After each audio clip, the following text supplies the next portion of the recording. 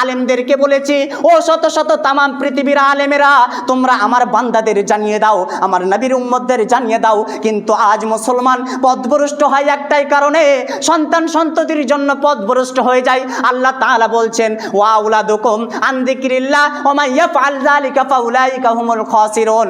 আল্লাহ তাআলা বলছেন, তোমার সন্তানকে যখন তুমি খুশি করতে যাবে, আমার ইবাদত ছেড়ে দিবে। যেমন ভাবে আমি উদাহরণ দিয়ে বলি, আল্লাহ আয়াতে বললেন, তোমরা পথভ্রষ্ট হইও না, তোমার ঈমানটাকে হাতছাড়া করিও না।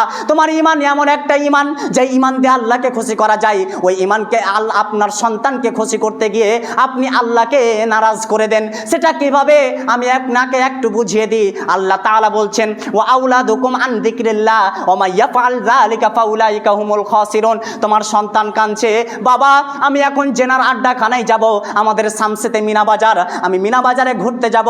আপনার আর মুয়াজ্জিন বলছে, মুয়াজ্জিন যখন বলছে মসজিদ থেকে হাইয়া আলাস সালাহ, আপনার কানে এই শব্দটা চলে গেল, আপনি নামাজ ছেড়ে দিলেন আপনার সন্তানকে খুশি করার জন্য, আপনি তাকে বাজারে নিয়ে চলে গেলেন। এরপরে আপনার সন্ততির বিয়ে দিচ্ছেন আপনি, মুয়াজ্জিন সাহেব যখন বলে দিল হাইয়া আলাস সালাহ, জোহরের টাইম, জোহরের টাইমে বলে দিল হাইয়া আলাস সালাহ, আপনার মেয়ের তখন বিবাহ হবে।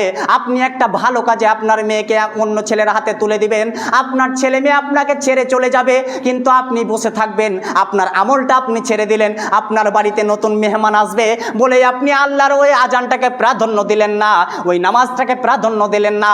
আপনার বাড়িতে যে সদস্য আসবে তাদেরকে সম্মান করতে হবে বলে আপনি এই নামাজকে প্রাধান্য দিলেন না, আপনার আমলকে আপনি প্রাধান্য দিলেন না। কিন্তু যেমনভাবে আল্লাহ আপনার মায়ের গর্ভেতে আপনাকে দিয়েছিল, দুনিয়াতে হাসি মুখ দিয়েছিল, আপনাকে আপনার মাকে কাঁদিয়ে আবার আপনাকে নিয়ে চলে যাবে।